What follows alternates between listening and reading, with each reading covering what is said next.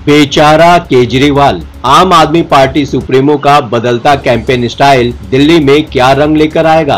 अरविंद केजरीवाल को हरियाणा चुनाव में भी लोकसभा चुनाव जैसा ही झटका लगा है। एग्जिट पोल तो यही बता रहे हैं। लिहाजा दिल्ली में अरविंद केजरीवाल ने कैंपेन का तरीका बदल लिया है। वो बीजेपी और मोदी पर हमलावर तो हैं, लेकिन पहले की तरह जेल वाली सहानुभूति हासिल करने की कोशिश नहीं लग रही है। हरियाणा विधानसभा चुनाव में अरविंद केजरीवाल को बहुत ज्यादा न सही कुछ उम्मीदें तो होंगी ही, लेकिन एग्जिट पोल से मालूम होता है कि दिल्ली के लोकसभा चुनाव के नतीजों जैसी ही निराशा मिलने वाली है। नमस्कार, आप देख रहे हैं न्यूज कॉल 24। देश दुनिया की हर छोटी बड़ी खबर सीधे आपके स्क्रीन पर। हर दिन नए विषय, नए मुद्दों पर चर्चा। यहाँ हम आपको हर खबर के पीछे के असली मायने क्या है बताने का प्रयास करते हैं। न्यूज कॉल 24 परिवार का हिस्सा बने, साथ ही वीडियो को हाइप देकर चैनल को सपोर्ट करें। बात समझनी है तो पूरी सुननी होगी। न्यूज कॉल 24 के खास प्रोग्राम ओपिनियन भारत में आपका स्वागत है। मैं हूँ आपके साथ सुशील गिरीश। वीडियो में आखिरी तक बने रहिए। आइए बढ़ते हैं खबरों की तरफ। पहले दिल्ली, फिर पंजाब, उसके बाद आम आदमी पार्टी गुजरात और गोवा में भी खाता खोलने में सफल रही है, लेकिन एग्जिट पोल के अनुमानों में हरियाणा में हालत खाली हाथ जैसी ही नजर आ रही है। अरविंद केजरीवाल के जेल से छूटने के बाद आम आदमी पार्टी दिल्ली में जनता की अदालत लगा रही है। असल में अरविंद केजरीवाल जनता की अदालत से अपने लिए इंसाफ मांग रहे हैं। वे अपने 10 साल पुराने अवतार में नजर आ रहे हैं, ताकि दिल्ली की जनता उन्हें बेचारा और पीड़ित महसूस कर सके। पिछले कई अरसे में उनकी छवि को बहुत नुकसान पहुंचा है। ओवरसाइज शर्ट, पैंट और चप्पल में नजर आने वाले केजरीवाल शीश महल के वासी नजर आ रहे थे। बीजेपी उन पर यही हमला करते हुए बता रही थी कि कैसे कभी नीली वैगन आर में चलने वाला यह आम आदमी अब गाड़ियों के काफिले में चलने वाला खास आदमी बन गया है। इन तमाम आलोचनाओं के बाद तो भ्रष्टाचार का आरोप भी लग गया। विपक्षी पार्टियों ने इसे ही मुद्दा बनाया कि कैसे खुद को कट्टर ईमानदार कहने वाला एक नेता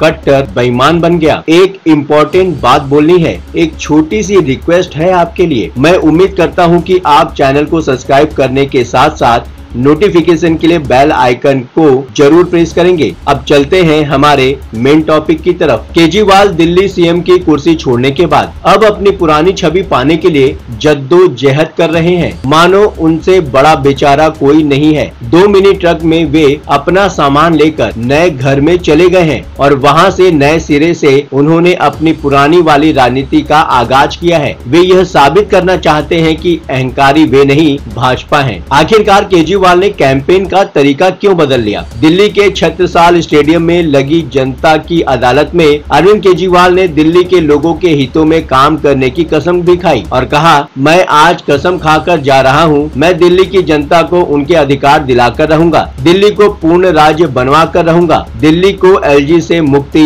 दिलाकर रहूंगा। जमानत पर जेल से रिहा किए जाने के बाद अरविंद केजरीवाल को उनके साथी नेता जहां भगवान श्री राम की तरह पेश कर रहे थे, वो खुद सीता माता की तरह अग्नि परीक्षा देने की बात कर रहे थे। ये सब मुख्यमंत्री पद से इस्तीफा देने के पीछे उनकी दलील का हिस्सा है। लोकसभा चुनाव के लिए अंतरिम जमानत पर बाहर आकर अरविंद केजरीवाल बार बार यही कह रहे थे कि अगर लोगों ने इंडिया ब्लॉक की जीत पक्की कर दी तो उनको जेल नहीं जाना पड़ेगा, लेकिन ऐसा बोलने के बावजूद उनको लोगों की सहानुभूति नहीं मिली। अरविंद केजरीवाल के जेल में रहते हुए भी उनकी पत्नी सुनीता केजरीवाल हरियाणा के लोगों से बहू बनकर बेटे के लिए वोट मांग रही थी और जेल से छूटते ही अरविंद केजरीवाल भी मैदान में कूद पड़े। खास बात यह है कि अरविंद केजरीवाल हरियाणा के ही रहने वाले हैं। आम आदमी पार्टी ने दिल्ली और पंजाब की तरह हरियाणा में मुफ्त बिजली जैसे कई लुभावने वादे किए थे और कांग्रेस के साथ गठबंधन को दरकिनार कर सभी 90 सीटों पर उम्मीदवार उतारे थे, लेकिन लगता नहीं है कि खाता खुल भी पाएगा। जनता की अदालत में अरविंद केजरीवाल हाथ में रेवड़ी का एक छोटा सा पैकेट लिए पहुंचे थे। उनका दावा है कि अब तक 6 रेवड़ियां बांट चुके हैं और अब 7वीं का नंबर है। कह रहे हैं, मैंने आज तक आपको 6 रेवड़ियां बांटी हैं, जल्द ही 7वीं रेवड़ी भी बांटेंगे। मैंने जनता का पैसा अपने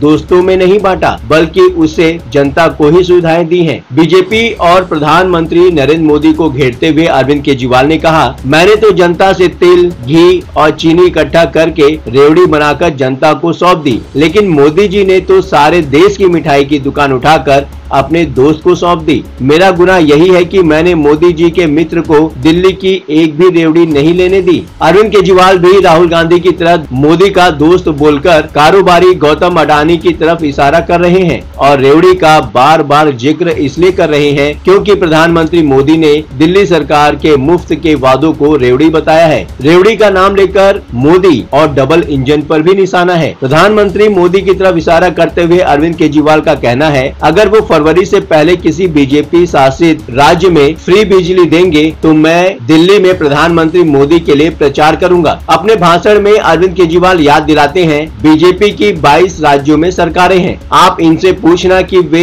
एक राज्य बता दे जहां उन्होंने बिजली फ्री की हो। गुजरात में 30 साल से सरकार है, एक भी स्कूल ठीक नहीं कराया और लगे हाथ लोगों को ये भी समझाने लगते हैं अगले साल 17 सितंबर को प्रधानमंत्री मोदी रिटायर हो जाएंगे। असल में अरविंद केजरीवाल का आशय प्रधानमंत्री मोदी के 75 साल के हो जाने से है। आम आदमी पार्टी नेता जानते हैं कि आने वाले चुनाव में भी बीजेपी दिल्ली में डबल इंजन सरकार की बात जरूर करेगी, इसलिए पहले से ही काउंटर अटैक शुरू हो चुका है। अब देश में डबल इंजन फेल हो गया है। पहला इंजन जून में ही फेल हो गया था, दूसरा झारखंड और महाराष्ट्र में भी डबल इंजन सरकार विफल होगी। अब दिल्ली चुनाव आ रहे हैं, वे कहेंगे डबल इंजन सरकार बनाओ। उनसे पूछिए हरियाणा के लोगों ने क्या किया। हरियाणा के लोग बीजेपी के लोगों को अपने गांव में एंट्री तक करने की अनुमति नहीं दे रहे, डांट कर भगा रहे हैं। दिल्ली सरकार के मंत्री का विपक्ष के नेता का पैर पकड़ना, अरविंद केजरीवाल का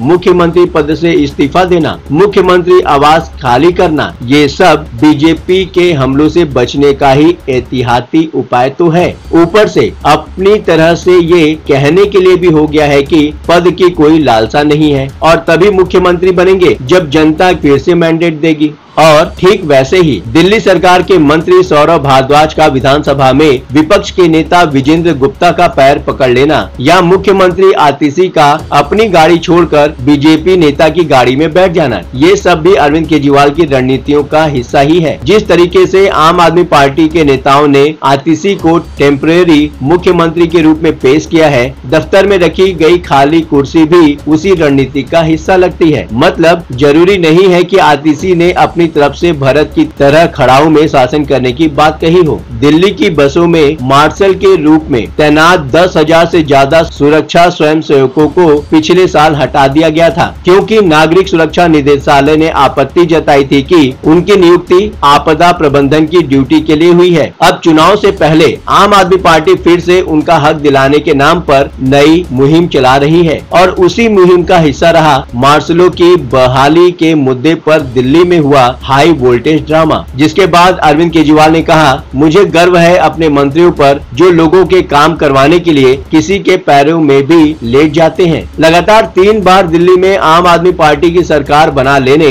और एमसीडी में भी सत्ता हासिल कर लेने के बावजूद अरविंद केजरीवाल के लिए अगला विधानसभा चुनाव जीत पाना लोहे के चने चबाने जैसा हो गया है और उसी के लिए हर तरकीब अपना रहे हैं, जैसे बेचारा बने हुए हो। मुख्यमंत्री की कुर्सी छोड़ने को मजबूर होना और एक मंत्री का बीजेपी नेता के पैर पकड़ने जैसी हरकतें, आखिर ये सब बेचारगी नहीं तो क्या है? संभव है ये बेचारगी नए सिरे से लोगों की सहानुभूति बटोरने की एक कवायद हो, लेकिन हरकतें देखकर तो हकीकत और फंसाने में फर्क कर पाना मुश्किल ही हो रहा है। दिल्ली के लोग तो सब समझ ही रहे होंगे, बातों ही बातों में मुद्दे की बात हो जाती है। अब आपकी बात नहीं रहेगी अनसुनी, आपकी सलाह, आपकी सोच और आपकी राय हमारे लिए मायने रखती है। कमेंट करके अपनी प्रतिक्रिया अवश्य दें। अभी तक आपने इस चैनल को सब्सक्राइब नहीं किया है तो देर किस बात की, चैनल को अभी सब्सक्राइब करें, नोटिफिकेशन में जाकर बेल का आइकन दबाना बिल्कुल भी ना भूलें। आज के लिए बस इतना ही। लगातार खबरों के लिए बने रहिए न्यूज़ कॉल 24 के साथ।